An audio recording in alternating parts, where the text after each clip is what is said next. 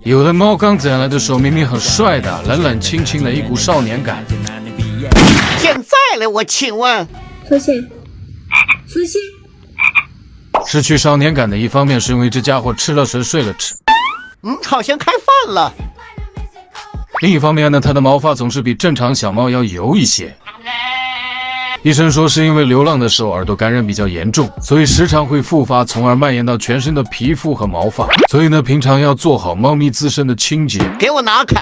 还有一点，家里要保持干净，不要接触到细菌或者灰尘比较多的地方。所以我准备了舒乐士新品宠物精灵，专为养宠家庭设计。这款宠物净化器针对于猫咪换毛季掉落的毛发，还有身上的皮屑，还配备了双风机，两侧可以大面积吸附浮毛，4倍吸力，有效除毛率高达99.99%，自套滤网5重过滤，净化细菌、病毒、浮毛的效果很强。还有专门分解宠物异味的3元味精净味仓，去除14种宠物异味，尤其是家里这种吃得多拉得多的，在保证家里空气清新的同时，还能消杀过敏源，减少人宠交叉感染，很适合梭子蟹像这种皮肤比较敏感脆弱的。还有母婴级认证哦，就算我不在家也能远程操控，还能精准监测空气中 PM 2.5的含量。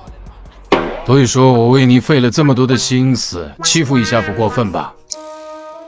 所以猫都是会变的，是吗？你当初在外面流浪的时候可不是这个样子的。我变没变你还不知道吗？